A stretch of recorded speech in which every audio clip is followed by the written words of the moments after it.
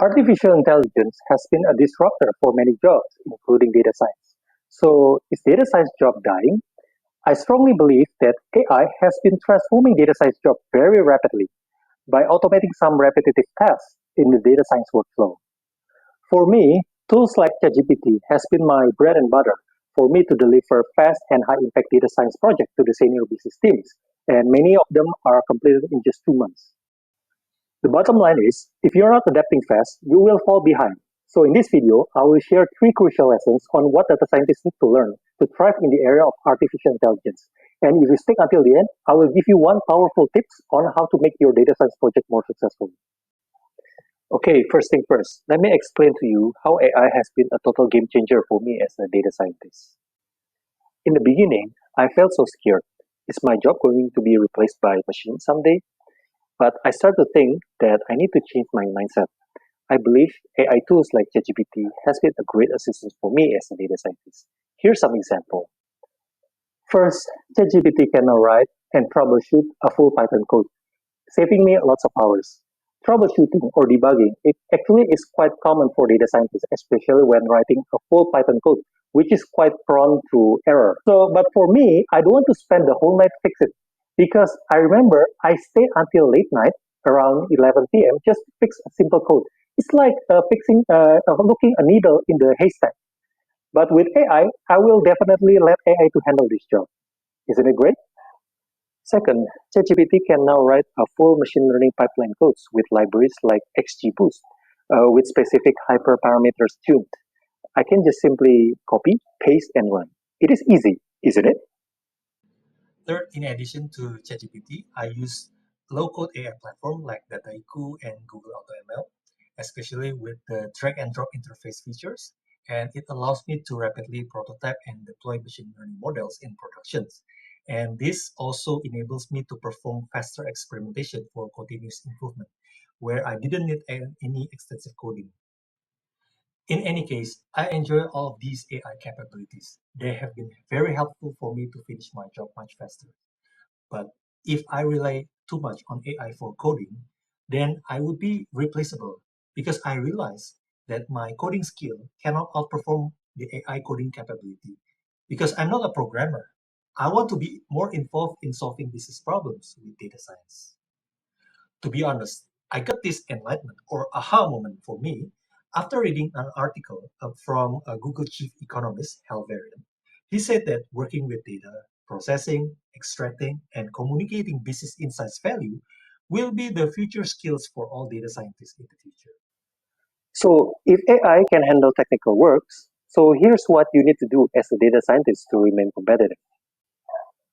The first step is to deeply understand the business problems in the beginning, that is, learning concepts over facts. Like Albert Einstein used to say, if I had 1 hour to solve a problem, I would spend the first 55 minutes to figure out the problem and spend the remaining 5 minutes to figure out the solutions.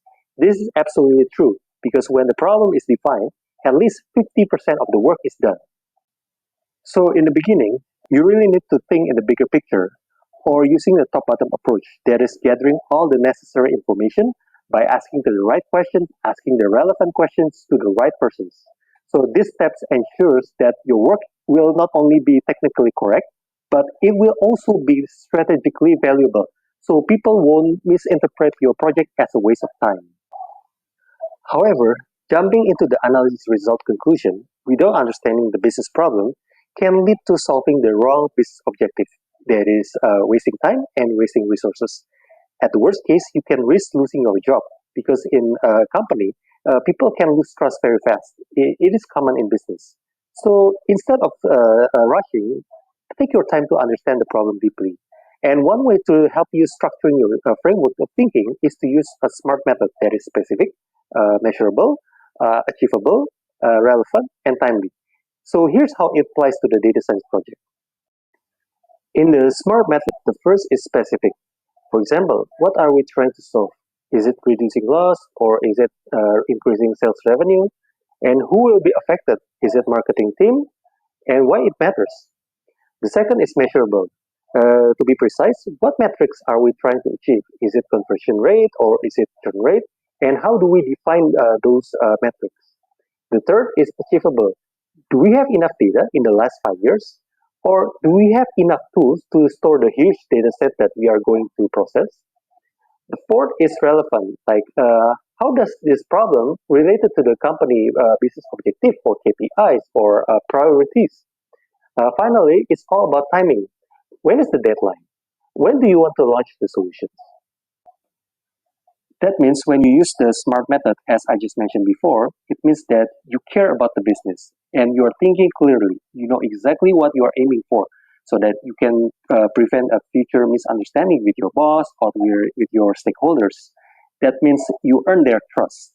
And besides, your project can be objectively measured so that you can see the direct impact of your work. Now, by understanding the problem statement in the beginning, as well as the business objectives, all you need to do is to work backwards to achieve the goals. This is the slogan of Amazon, always work backwards. Therefore, the more clearly you define the problem, the more effective you will be as a business problem solver. By the way, I'm curious, what kind of mistakes have you made in the past regarding your data science project journey? Drop in the comments below and let's learn from each other. Now, defining problems and business objectives are really crucial, but they will go nowhere if you cannot communicate clearly. That comes with lesson number two, that is persuasive communication. So basically, the best communicators can sell idea in 30 seconds and they can earn the trust from the stakeholders. So as a data scientist, you must be able to translate technical results into strategic recommendation insights. And you must also be capable of driving business decision outcomes like reducing costs, reducing risk, and increasing sales revenue. That's why highly paid data scientists are considered as storytellers. They are not coders. But here's the challenge of communicating data science result in corporate environment. Senior business teams like CEO are constantly flooded by lots of information in their daily activities and they don't speak in technical jargon. So if you cannot speak clearly and if you cannot explain concisely, then your project may stall because you will lose their attention. Therefore, one of the best way to improve communication skill for data scientists is to develop a strong narrative writing as it guides the audience to take action on the business recommendation or business outcome. Let's take a look on this example for the weak recommendation. With this instant approval predictive model, a loan or lending business can speed up customer acquisition and secure high revenue by 60%. This weak recommendation looks very exciting, but it is misleading because it ignores some potential risk in the market and it assumes a stable financial market, which may not be the case most of the time. But adding context will make the recommendation much more powerful. For example, however, we recommend a cautious credit collection monitoring for certain potential customers. It is essential to assess the model's impact on customer quality and compliance, especially in changing financial market conditions. See, that looks better and convincing, right? So why does adding context really matter in communicating data science results? The reason is because, in the end, all business decisions must balance both optimism and pessimism or uncertainties. That's why all data science recommendations must follow the same logic, that is, highlighting opportunities, but also at the same time, acknowledging some uncertainties with the context. That's why the best data scientists don't just find the answers, but they connect the dots, they create stories that drive the final decisions for the business. By the way, if you're a data scientist who wants to communicate predictive model data analysis insights results more effectively to senior leadership in the organization, please consider check out my ebook, The Executive Data Visualization in Excel. So inside, you will learn first how to choose the right charts to create business-ready visuals. Second, how to communicate business insights message with clarity and impact. Third, how to do it all using just simple Excel tool without Python. So this ebook is perfect for turning your analysis into decisions that drive business outcomes. The link is already in the video description below. In the previous chapter, you have seen how strong communications guides the business direction. But execution speed is what builds the momentum. That is using the right technical tools like SQL or Python in order to automate the most repetitive process in the data science project. When the momentum is high, you will get more projects. A typical data science project in the first step will always involve loading raw data from various data sources. And in the second step, you will perform data wrangling, like imputing missing values, removing duplicates, standardizing formats, standardizing dates, identifying targets, performing feature engineering to enrich the model. And in the third step, you can proceed building predictive model with statistical transformation. However, to scale across multiple projects under tight deadline, you must automate. Think of it like building a mathematical function like f of x, where x is the input data, and the output like data cleansing, feature engineering, and statistical transformation all will be automated. So this function should streamline the most repetitive step. So as a data scientist, you just provide input, you hit run button, and you get the result instantly.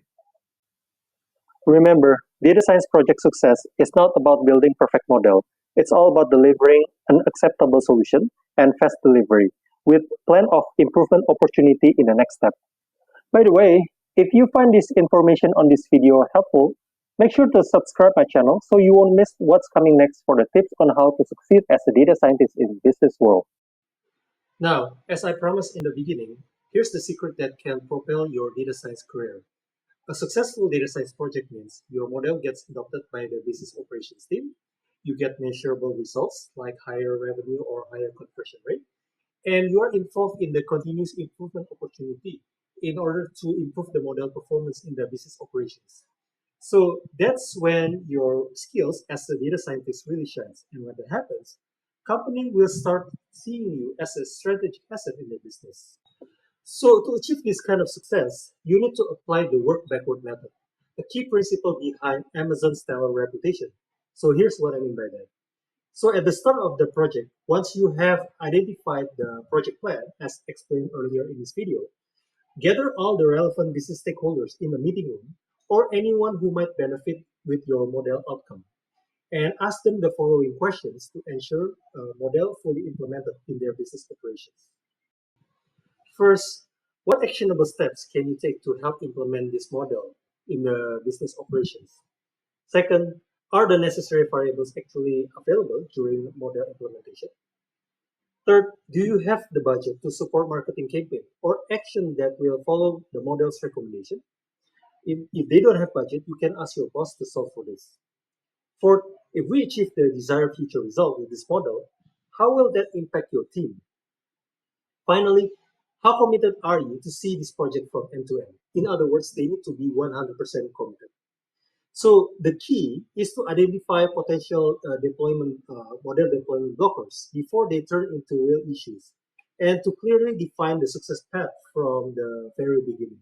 So as you step back and build a comprehensive view of your data science project from end to end, you realize that your predictive model with machine learning is just a small part of the journey.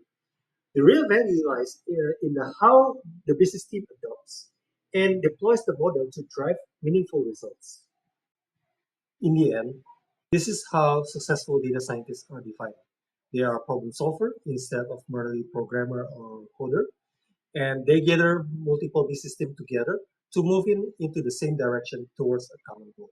By the way, if you want to learn how to automate repetitive data science tasks with SQL as part of improving your business momentum or speed, check out my video on intermediate SQL concepts. In this video, you'll see how to go beyond basics in SQLs and how to use SQLs to answer real business questions with clarity.